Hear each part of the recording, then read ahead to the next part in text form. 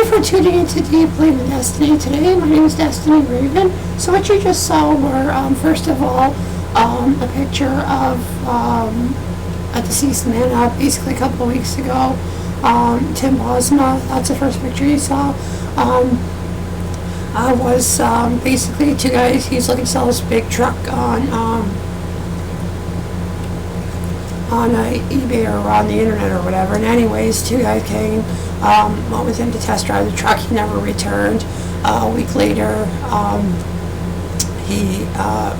they found him dead. So yeah, senseless murder. They've gotten two of the four guys already facing first-degree murder charges, as they should. This was a young man, had a family, was a father, was a husband, and all that was wiped away over a truck, the theft of a truck. So, just goes to show you how retarded our world's becoming, where we're going to murder somebody to take their truck, may his soul rest in peace there. And as well, right after that, you see a bunch of pictures of tornadoes. Last weekend, two F4 tornadoes went through Oklahoma, totally destroying everything in its path, 380 km/h winds.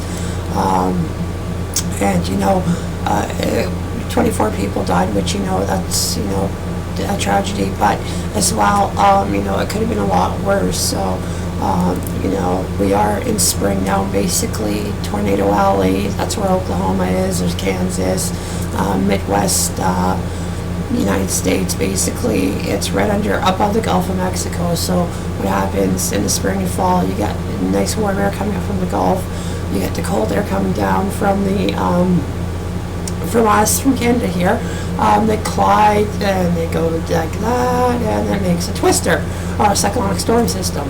I was reading on Facebook, and of course they had to drag religion into something like a natural disaster, going on about how should an atheist thank God for saving her, blah blah blah. It's a natural disaster. You're in Tornado Alley, USA.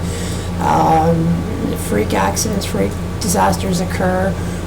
There's no need to start bringing your religion into everything. To me, God has saved a lot of people. He did allow a lot of people. There were a lot of people that survived that.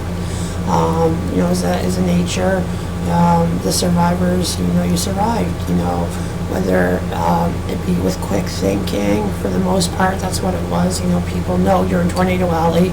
You prepare, although sometimes you can't prepare for these things, but for the most part, a lot of people do prepare for them. So, it's actually the quick thinking of these citizens, their knowledge of being in that area and what to do that saves them. So yeah, that's what I want to talk about tornadoes there. I just think it's kind of,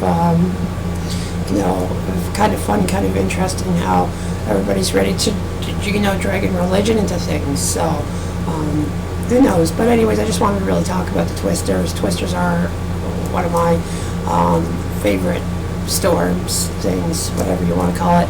I do like I'm fascinated with them, the sheer force, strength that these things attack with, and the millions and billions of dollars spent for scientists to try to come up with early warning systems.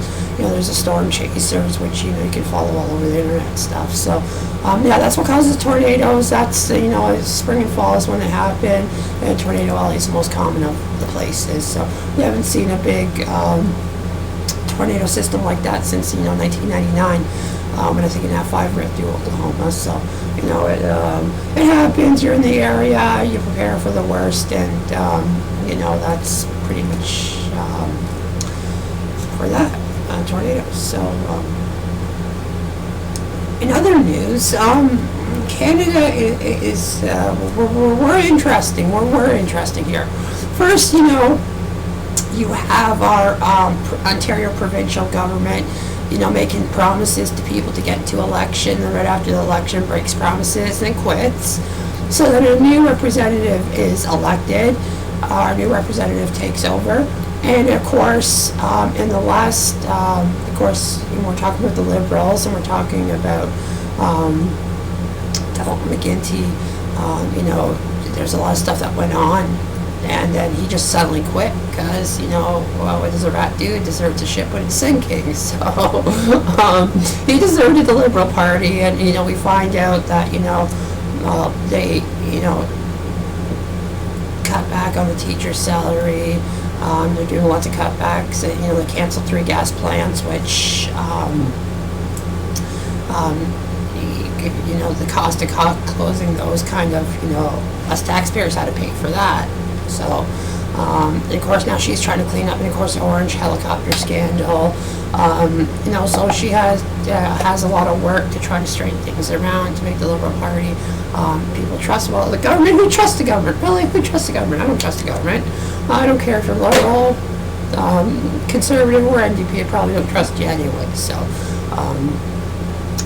yeah, that's provincial here in Ontario, and then federally.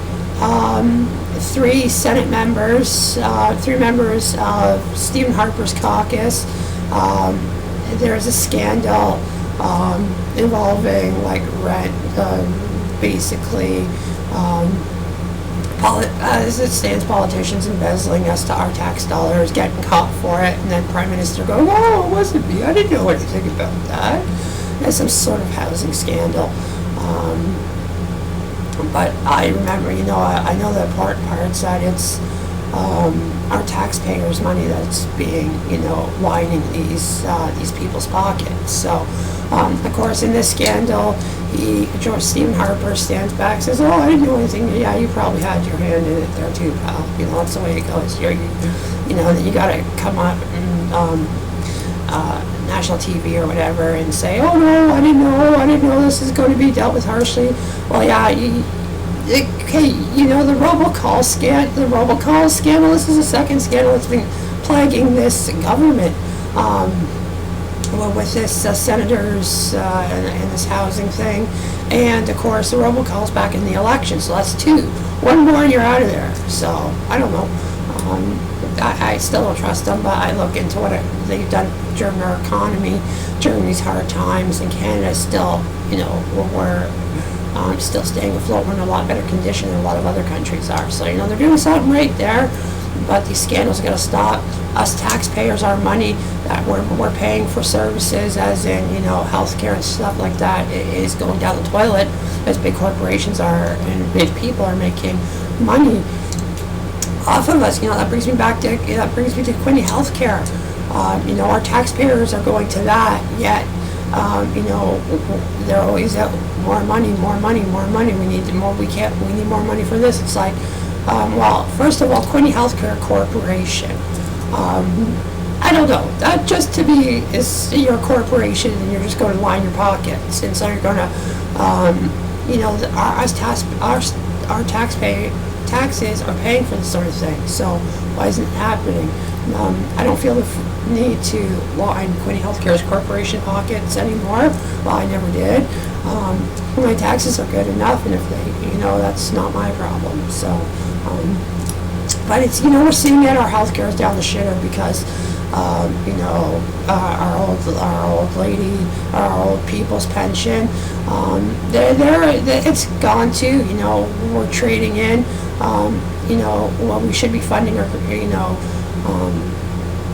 we should be giving the pensions to the old people whose hard backs this country's been worked off of, and as well, our health care. Yet you see big, these senators lining their pockets, all the scandal going on,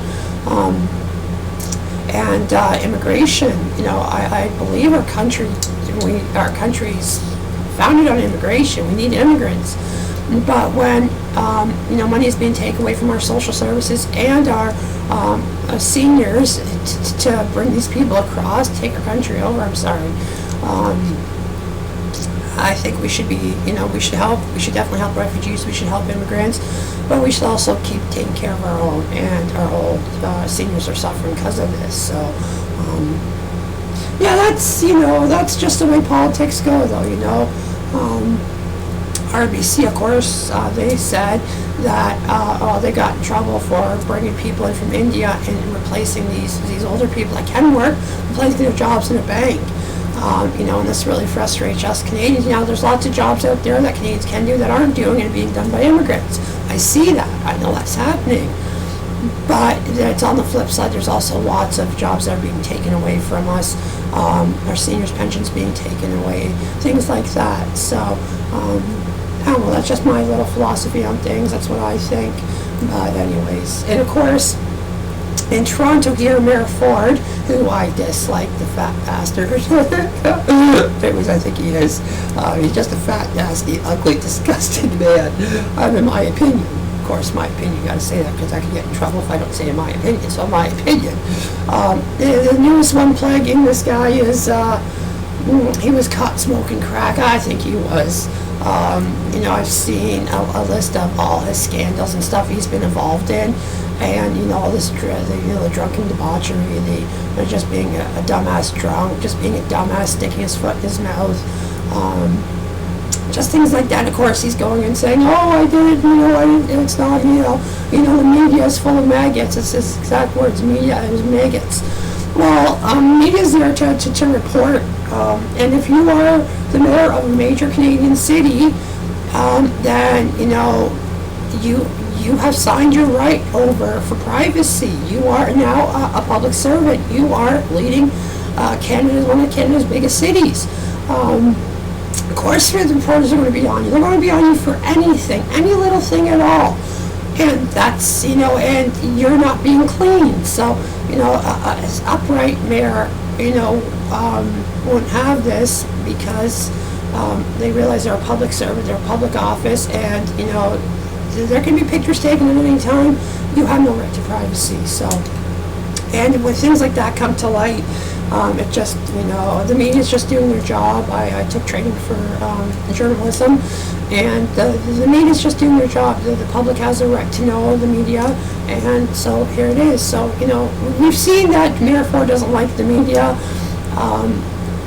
showing things about him that he probably wants to get hidden. So, that's in news. That's really scandals, news, blah blah blah, government, politics, all that good fun stuff. That's all I really wanted to talk about. I'm bringing you up to speed with that. As well as entertainment. I finally sat down and watched Star Trek Into the Darkness. Basically, 2009 saw there were a Star Trek movie that kind of saw James T. Kirk become Kirk, and the Enterprise with Spock, and you just got to become a crew there. This is the second movie to that. They basically deal with someone who's been dealt with in the movie before, Khan. He's a super kind of human trained. Anyway, something happens with the Federation, and now it kind of reminds me of that new Bond movie. But this guy, this Khan guy, is more violent. He's not like the guy from Bond, the MI6 agent who goes against MI6 there in Skyfall. He uses people to get what he wants and then destroys things. But at the end, anyways, of course, the Enterprise wins, and it also stars Peter Weller from RoboCop way back in 1987. So it's funny to see Peter Weller doing, the Admiral, almost like thinking he's going to become RoboCop or something. I don't know. But anyways, it's a good movie, a really, really good movie. It had my attention. The special effects are awesome. It's just a really, really good movie. Spock, and there's always that friendship, kind of a tension between Spock and James T. Kirk there. Of course, Spock and that black lady. I'm not sure what her name is. I don't know all the names that are in Star Trek. But anyways, getting back to Star Trek Into the Darkness, really good movie. If you're a big Star Trek fan, if you just like the Star Trek movies, whatever, go check it out. It's out in theater now. Really good movie, so I definitely recommend checking that out. The next movie I'm going to talk about, not this week, so almost done, is The Fast and Furious 6, starring Vin Diesel, Paul Walker, and Dwayne "The Rock" Johnson. Of course, I'll be talking about that probably next episode. And as well, we also saw the wrap-up of the Arrow. So it was a very, very interesting season to go seeing Oliver go from being stranded on an island to finding out lots of dark secrets about his family and his best friends and his circle of friends, to having one final showdown where everything's revealed. So, and they did say they're coming back for season 2, so I'll be doing like a thing specifically to the Arrow, so probably do that this week or next week sometime. But anyway, so that's all I wanted to really talk about this week.